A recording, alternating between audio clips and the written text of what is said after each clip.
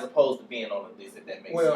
I called it, my list is not a bust. No, his list is underachievers. Okay, but he was never a great offensive player. I mean, he's gonna be high. Out of college, he was supposed to be. Hold on. This man right here taught me about Tyson Chandler when he was coming out. Yeah. Tyson Chandler, correct me if I'm wrong, Rashad. He didn't go to college. No. Coming out of high school. Okay. Coming out of high school, correct me if I'm wrong, Rashad. This man said that he wants to be the first 7 foot point guard. Yeah, he said point guard. I agree with that. I saw the interview. Yeah, he did say it. He wanted to handle the ball. But Mike, I understand. Well, let me say this. I get exactly what you're saying, but I understand what he's saying too, as far as you talking about underachievers. right? Because if you look at what he's doing now and what he put out there, I said 1,000 times when that championship with Dallas, to see how he was working, he was actually being a general. He was the leader. And he was working at it. Yeah. I can honestly see why he says underachiever, because it's like, man, where was you? The reason you got to think about it, first of all, you can't hold that against him saying he want to be the first 7 foot point guard. He was 17, 18 years old. Okay. Come on, like really? How much dumb stuff have we said at that age? And then number two, Okay, but he didn't work at being there. He was a butthole in Chicago. you know why he was a butthole? He was an 18-year-old kid with a bunch of money. Come on now. So what? If some people, you have to understand entitlement. Some people really, really feel that they are entitled. He really thought that. You know what happened? New Orleans humbled him. Okay. It humbled him, and he became a serviceable, more than a serviceable NBA center. What draft pick was he? Third, second, third. He was high. He was high. He was very He was high. Now this ain't bust. And Vince He's Carter. an underachiever. Vince Carter, I am, as far as him being the man, I understand what you're saying, but ironically enough, if you look at his numbers and you look at the criteria of being a Hall of Famer, he's a Hall of Famer. Okay. I ain't gonna say it. No. I'm with you on that. Hold on. I'm with you on that. The reason why I probably would say underachiever is because him and his cousin, instead of getting better, which I think Vince Carter could have got better. You holding that against him in Toronto. Look at the entire body of work. Dude. Well, you can't say all this. You just put Shaq on your list. Oh, my thing is this. What did Kobe do? My thing is this. What did Kobe do? Kobe when the season was off, Kobe kept working. Of course. Kobe didn't eat gummy bears and Skittles and play video games the whole summer like Tracy and Vince Okay, did. now Shaq. And Vince. Shaq used to do a lot of the same stuff that they We did. ain't talking about Shaq. I ain't talking about Shaq. I'm talking about Vince Carter. Mm-hmm. And Tracy McGrady could have been. There's no telling what Tracy would have been. But they Tracy didn't was keep better working than at Vince. it. Exactly. And that's what I'm saying. Both of them was good, but then Tracy would have just surpassed it. But what I'm saying is, when it was time to improve the game, they didn't do that. The reason why I'm talking, not that I'm trying to necessarily defend Vince Carter. The difference between Vince Carter and Shaquille O'Neal is Vince Carter, to me, his ceiling is nowhere near the stratosphere of Shaquille O'Neal's ceiling. Shaquille O'Neal, Vince Carter. That's why I put him as an underachiever. Vince Carter was very athletic. Yeah. His jump shot did not come until way after his athleticism was gone. Okay. I'm gonna tell you this. Now, when Vince Carter first came in the league, driving to the hole, he was a lot like LeBron James. Couldn't nobody stop him because he leaped the building. Okay. Driving to the hole, he was a LeBron James at that time. Okay. Now, where he went wrong is where he started trying to shoot instead of playing to his strength. Well, you can't keep doing the same thing over and over. No, you gotta improve. You gotta develop something else. You can't just I'm saying mix it in, but he tried to turn it to a total. He's saying he just kept shooting. Yeah. Well, do you guys know that Vince Carter is like 10th in 3-pointers in the NBA all time? All time. Okay. Yeah. I'm not knocking that. But what I'm saying is, Vince Carter is supposed to be mentioned among the types of players that, how we mentioned Carmelo Anthony, how we mentioned Kevin Durant, how we mentioned LeBron James, Dwayne Wade. But he was in his time. He was known for dunking. No, he was a star caliber player in his time. In his Right. Caliber. Yeah, he was Did right. he ever Right. reach star? No. Yes. No. He was never a star. No.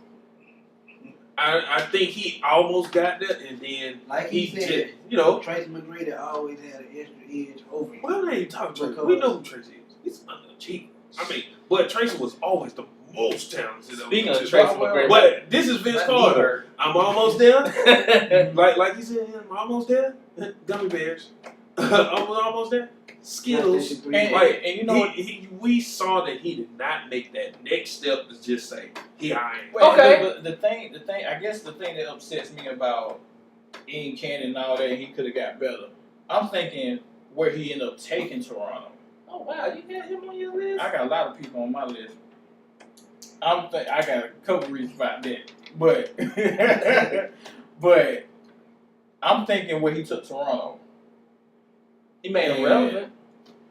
I mean, Define relevance. I mean, everybody was tuning in. I mean, they was on marquee. They was showing marquee games. Vince Carter and the Toronto Raptors versus Allen Iverson and the Philadelphia 76ers. how deep they got to the playoffs? First round.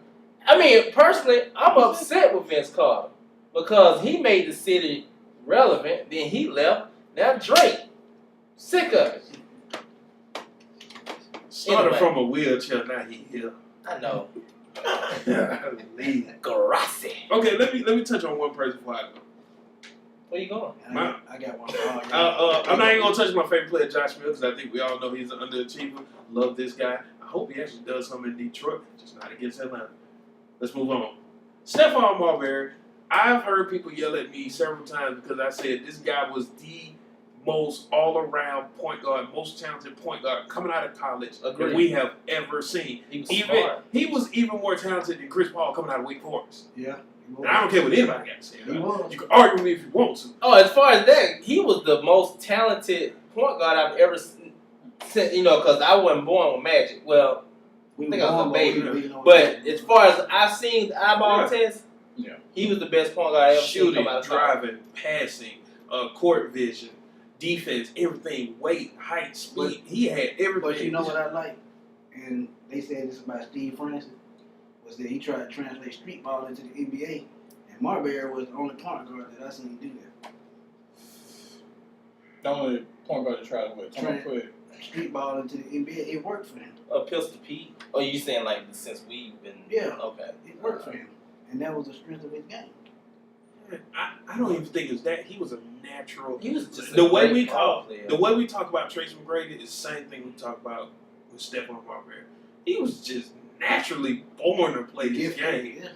He talked his way out of everything, and his attitude. And now now he's over there legendary in China, and it's like he feels good about that.